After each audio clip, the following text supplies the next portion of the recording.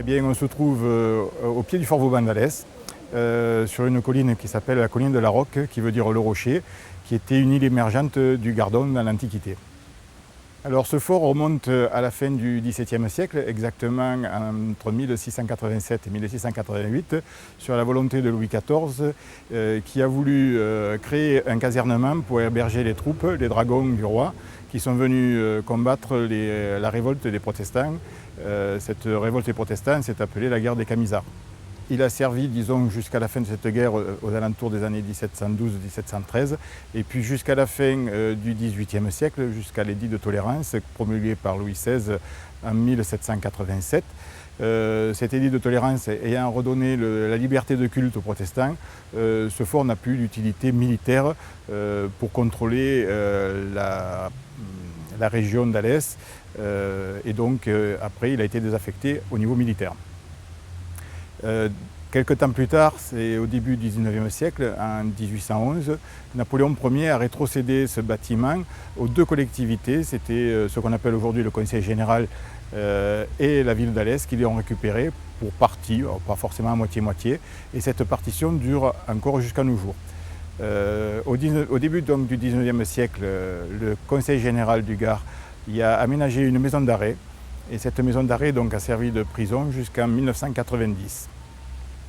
Pendant la Deuxième Guerre mondiale, les troupes d'occupation allemandes se sont servis de ce fort donc, comme prison pour emprisonner des prisonniers politiques, des résistants.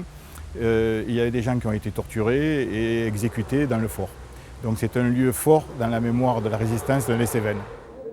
Eh bien, ce fort, il représente quelque chose de formidable. Je pense que ce qu'on est en train de faire maintenant, de le réhabiliter, je pense dans une bonne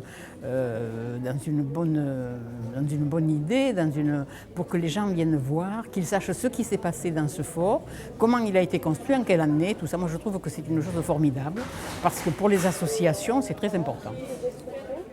Dans cette cour, qui est actuellement occupée par des bâtiments qui en occultent une grande partie, une fois débarrassés de ces bâtiments, pourrait devenir le poumon et le cœur de ce château et redonner une vie culturelle à l'ensemble du monument. Nous pourrions, de ce lieu qui était un lieu de répression, un symbole de répression, en faire un lieu de rayonnement culturel sur la ville d'Alès. Pour la Journée du patrimoine, nous ouvrons depuis 4 ans ce fort aux visiteurs, et en association cette année avec l'association pour la mémoire de la résistance dans le Gard, cette association présentera des documents et un DVD sur l'histoire de la résistance et les gens qui ont été internés dans le fort. Donc il faut quand même savoir que la partie qui était en possession de la ville d'Alès a toujours été occupée. Jusque dans les années 90, c'était les archives municipales, donc c'était un lieu de culture. Et puis le Cratère Théâtre a eu ses locaux provisoires pendant la réhabilitation du théâtre d'Alès pendant 2 ans, ça a été aussi un lieu de culture. Maintenant ce sont les services et les espaces verts. Effectivement, il y a une antenne du parc national, il y a la direction du développement durable aussi, donc c'est vrai qu'on en fait un lieu de nature, de développement, et en plus il est bien situé au cœur d'un parc magnifique, donc effectivement, petit à petit, et nous en sommes satisfaits, il y a une réoccupation du fort dans un cadre donc, de nature, d'environnement et de culture. Il reste encore, disons, 2/3 des bâtiments qui sont inoccupés, et ces 2/3 de bâtiments qui représentent une surface et un volume très important, je pense, pourraient permettre encore plus de dynamiser cette partie.